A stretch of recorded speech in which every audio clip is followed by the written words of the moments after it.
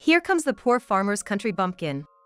When you think of a wedding, you imagine the couple wrapped in happiness, surrounded by family, friends, and loved ones, spending precious time together.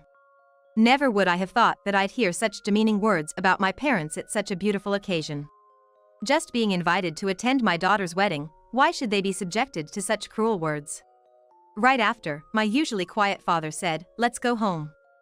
Yes. That one phrase seemed to set everything in motion. Both Emily and her husband would come to regret the words they carelessly uttered.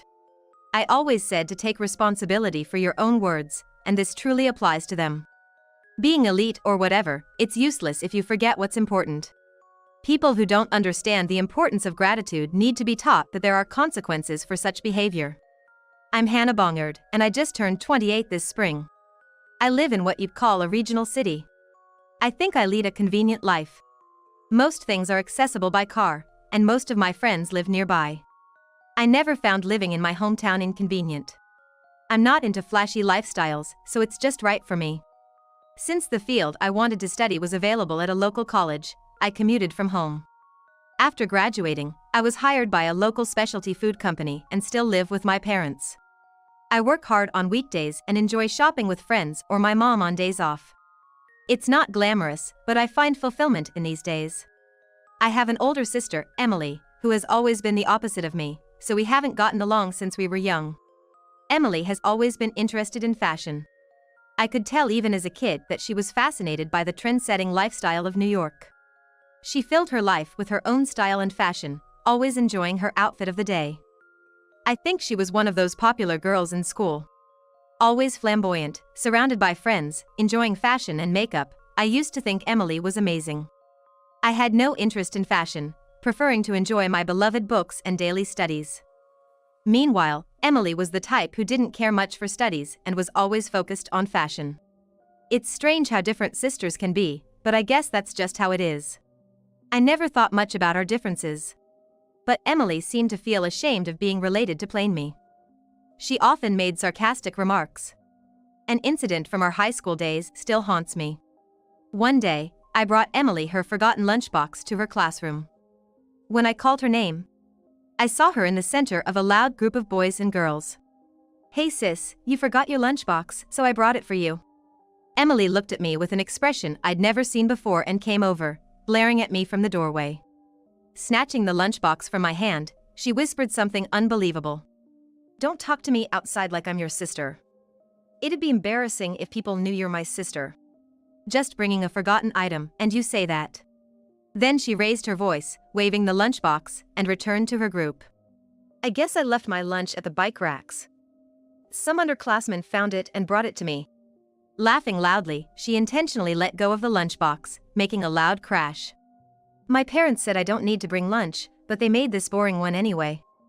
Can't eat this, let's go to the cafeteria." Emily just walked off with her friends to the cafeteria, leaving behind the lunchbox. Despite our mom waking up early to make it along with mine. That lunchbox was just left lying there on the classroom floor, discarded. All I could do was stand there and stare at it. Since that incident, I've been keeping my distance from Emily. We don't really fight, but we don't chat much either. To me, it's just senseless and unbelievable to treat a lunch made with such care so carelessly, wasting it. But Emily doesn't seem to think so. If we can't understand each other, it's better to keep some distance. Emily often talked about wanting to go to New York, so after high school, she went off to a college there. Not that she had something she wanted to study in New York. I can't stand the idea of spending my college years in such a backwater. I'm finally a college girl, I want to enjoy fashion and social clubs, you know? It seemed like she just wanted an excuse to leave this area and our home. She chose her college based on the fancy name of the department and quickly moved out. After slacking off for 4 years, she joined the workforce, but people's true nature doesn't change after college. In fact, I feel like she's gotten worse. After college, she drifted apart from her friends and seemed to have no one to vent her work frustrations to. She started calling me more often, as if begging for someone to listen to her complaints. The things she talks about are so unbelievable, they give me a headache. Listen to this. "My boss has no eye for talent, it's so annoying. Calling in the middle of the night, what's up?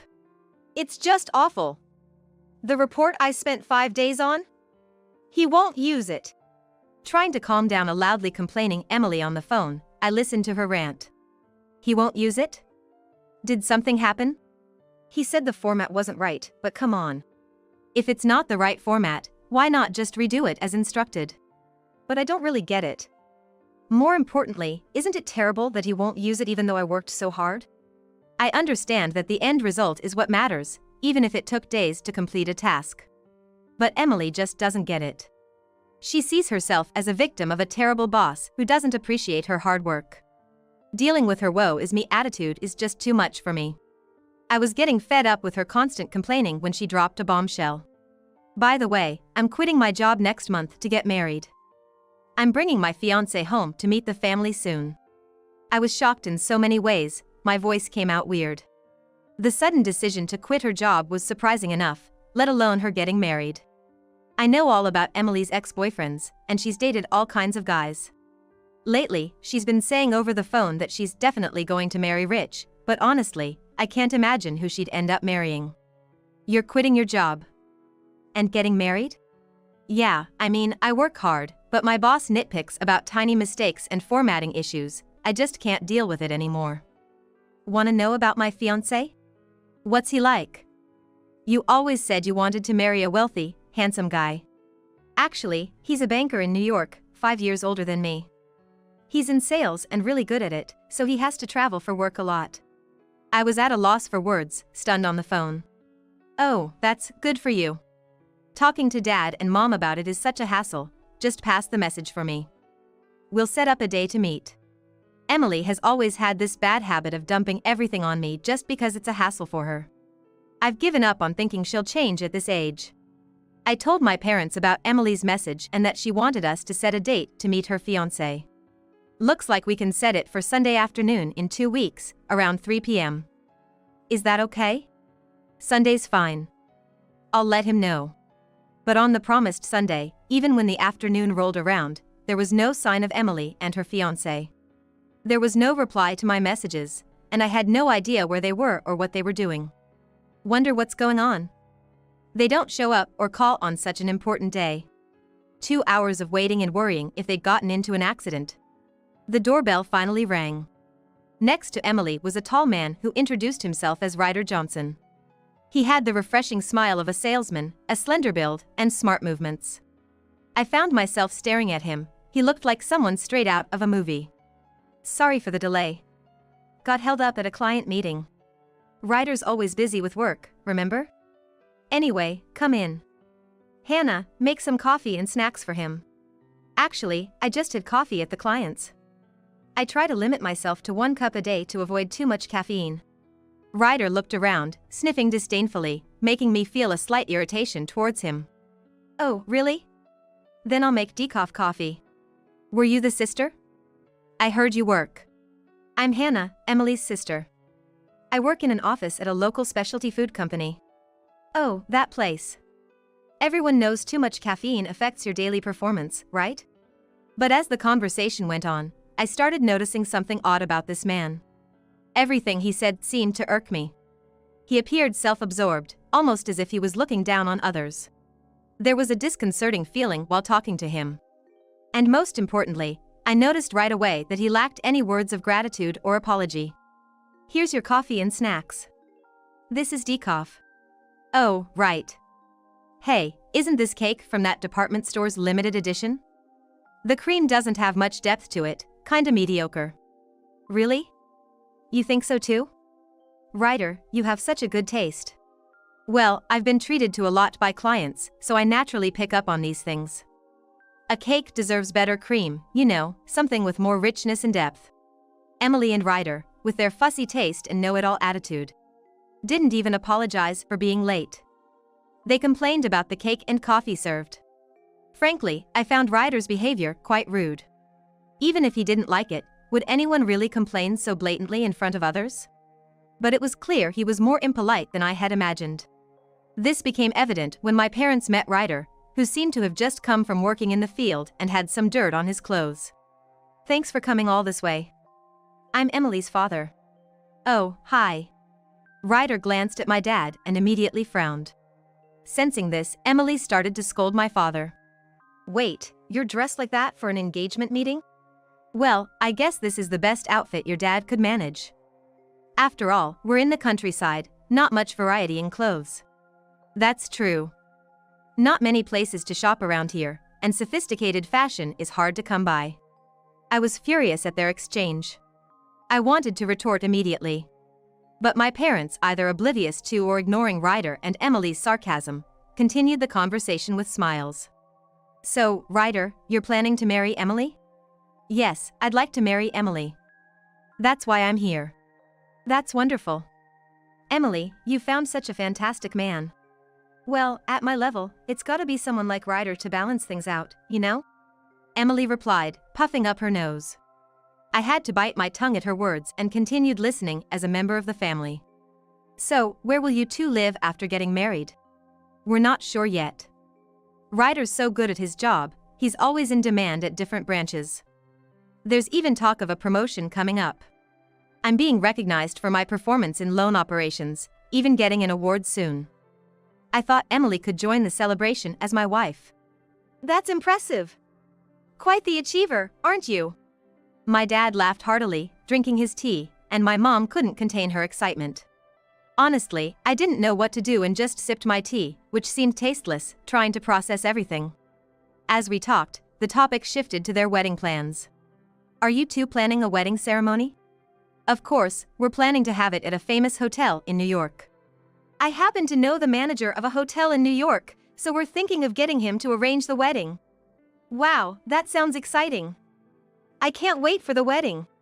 Emily and Ryder exchanged glances with sour expressions, as if they had just swallowed a bitter pill. Wait, you're coming to the wedding?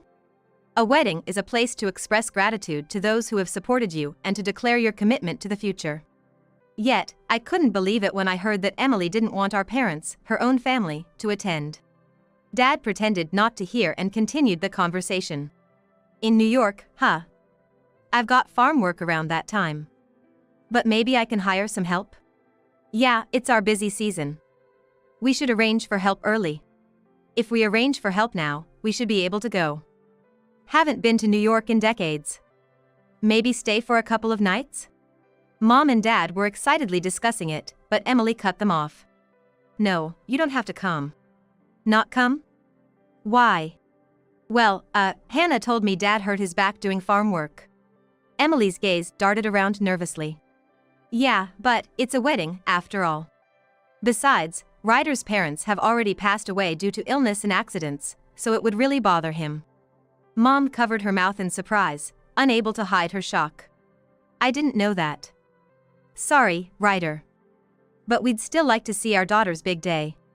Emily jumped at the opportunity to speak up. How about live streaming the wedding? You can watch it in real time from home.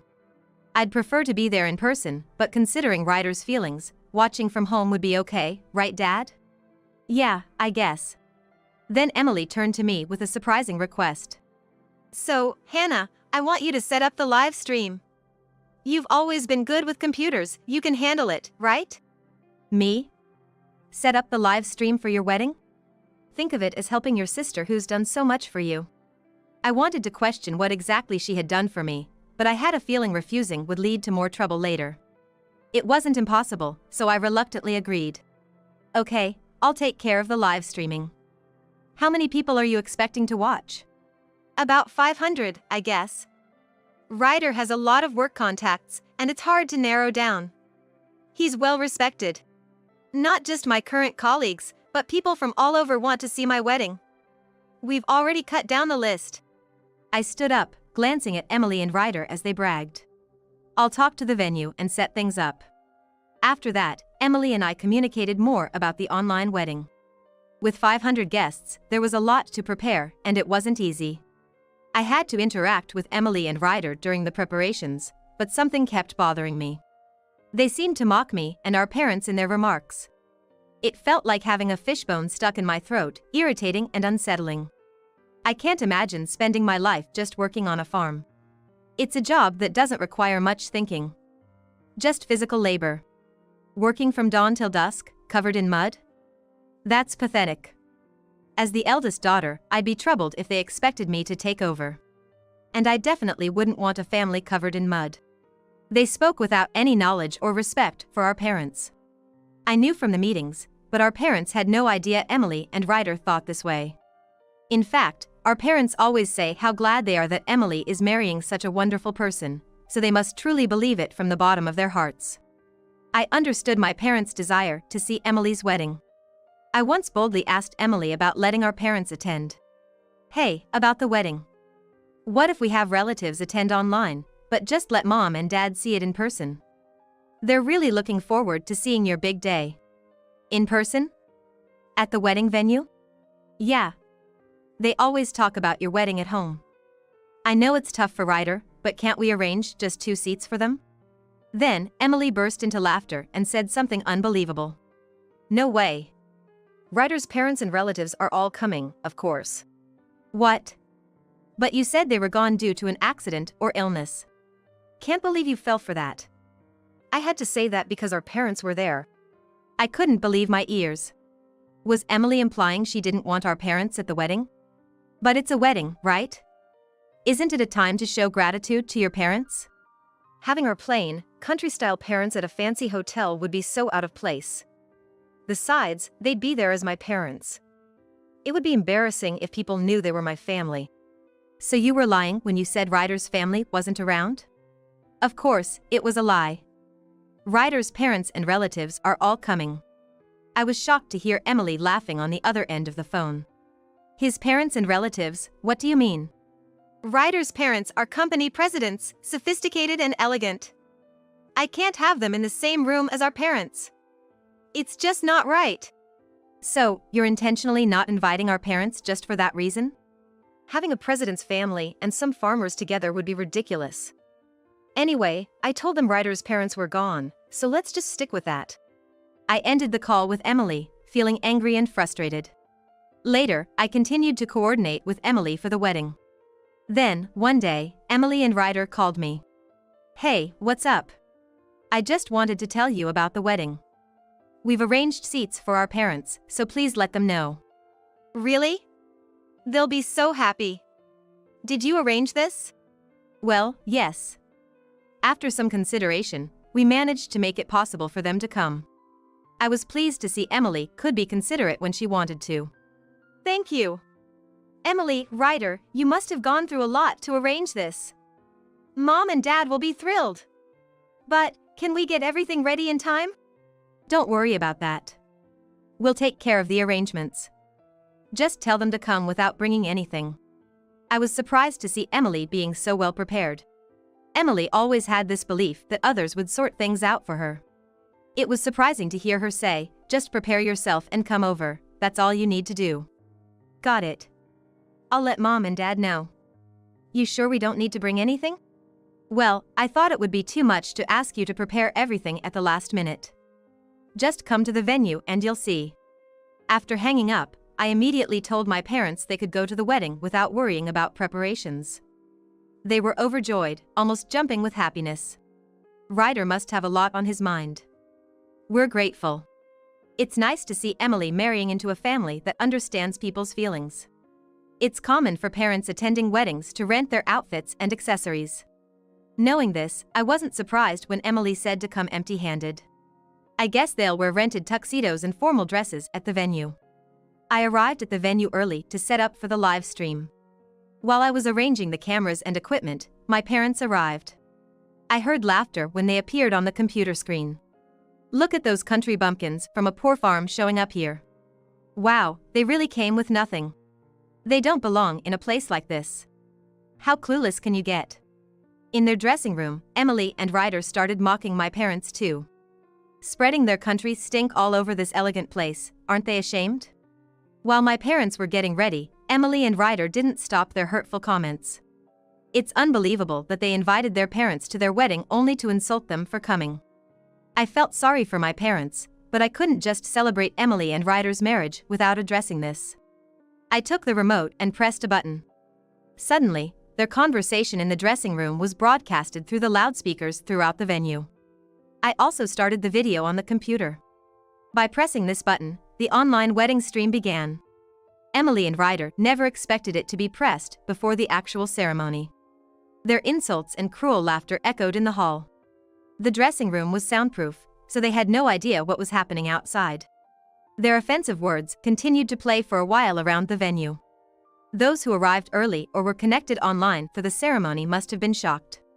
Hearing such harsh words from a bride in a beautiful white dress is unbearable. My parents finished their preparations quickly and were waiting near the venue, hearing every word. My usually quiet father stood up and said, "Let's go home." "Okay." My mother agreed, and they left the venue expressionlessly. Following their lead, other guests began to leave too. My parents were seen talking with people who seemed to be Ryder's parents. Inside the waiting room, Emily and Ryder were clueless about the reactions of my parents and the guests, which was ironically funny. The wedding staff rushed to Emily and Ryder, but it was too late. The venue was almost empty, with many noticeable vacant seats. "What's going on here? Why is everyone gone?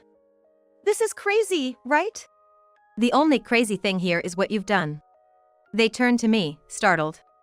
"Did you do something weird?" Emily muttered timidly, to which I responded firmly. "Isn't it your own actions that caused this?" Emily looked shocked. "Do you realize how your parents felt about this day?" "Are you saying this is my fault?" Emily glared at me angrily. Ryder, noticing the commotion, came running over. "Can you believe almost everyone left? How could this happen? Ryder, you're supposed to be well respected, right? Is this the respect you've earned?" Only a few people remained in the venue, looking uncomfortable and restless. Even the few people who remained at the wedding seemed uncomfortable, clearly restless from a distance. They looked like they didn't know what to do, which honestly made me feel a bit sorry for them, but it couldn't be helped. "Oh, by the way, there's someone I wanted Ryder to meet. Would you mind?" I said, calling over a woman. "Who is this?" "You wouldn't know her, Emily. She's Ryder's girlfriend." "What? I didn't know about this. Why are you here?" Ryder appeared to be shaking and looked as if he didn't understand what was happening. "Did you know Dad owns a small office building downtown?" "Well, sure, the one near the station, right?" "That's the one. He goes there sometimes to share the vegetables we grow on the farm. He got to talking with some of the workers there, and that's how he found out." Emily looked at me, her face saying she didn't understand what was going on. A woman Dad often chats with casually showed her phone once, and her lock screen had a man who looked just like Ryder, so Dad asked her about it. "What? A lock screen picture of Ryder, what does that mean?" When Dad asked, she said the man in the picture with her was her boyfriend. "That's ridiculous, believing in such a soap opera story. How gullible can you get?" I sighed. Dad didn't think it was actually Ryder either. But when he told the woman about Emily and Ryder's wedding plans, she said I thought so. That's when he decided to check it out himself. The woman, claimed to be Ryder's girlfriend, seemed lost for words and left the venue in tears. "What do you mean? Were you seeing someone else too? I thought you only loved me." "No, it's not like that. She was just a fling, you are the real deal, right?" "That's not the point. Stop joking around."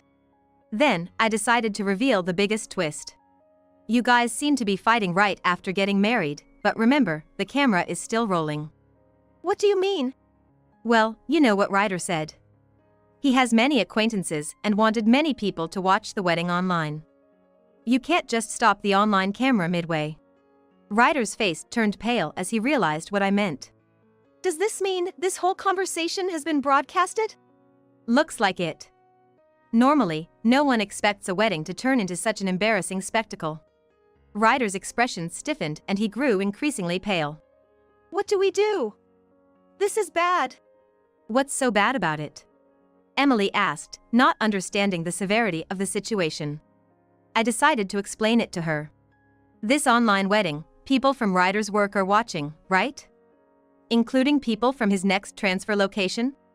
"No way." "Yes, exactly. He was looking forward to showing off to his colleagues and getting a promotion at his new position. Nobody expected someone up for a promotion to cause such a scandal." Ryder turned pale and finally collapsed to his knees. After that, things went downhill for Emily and Ryder.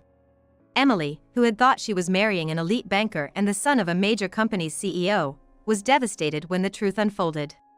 Emily was deeply shaken because she had firmly believed that Ryder was an elite banker and his family owned a prestigious corporation. However, it turned out that Ryder's father was just the owner of a small company located in one of the office buildings my father owns in the city. This revelation came to light when they attended the wedding, saw the seating chart, and recognized his father's face. In the venue, while my parents were about to leave, the man desperately apologizing was actually Ryder's father. Despite having already submitted their marriage certificate, Emily and Ryder couldn't call off the marriage and had to continue their married life, albeit reluctantly. Ryder's promotion at his new job was also jeopardized, becoming the guy who embarrassed himself at his wedding. Having their private insults and Ryder's affair exposed at the wedding was undoubtedly humiliating. Nevertheless, Ryder had no choice but to stick with his current job at the bank, now being treated like an outcast. His sales performance plummeted, and the wedding fiasco became a widely known tale. Moreover, someone recorded the guests leaving the wedding one by one, and this footage became a famous wedding mishap video online. Emily and Ryder, who never expected to become infamous in such a way, are now living covertly, wearing off-season masks and sunglasses when walking through the streets. As for me, I continue to live my days in my hometown. There's no glitz or glamour, but I still get my work done and enjoy shopping and reading on weekends. There are joys in a lifestyle that fits me well, and I feel that this is not so bad. I've also experienced a fresh start in my life. I've been getting along well with a salesperson who joined our company mid-year. He may not have outstanding academic achievements or career milestones, but his constant thoughtfulness for me is evident. Meeting a man with kindness like sunshine, I am now savoring my own happiness.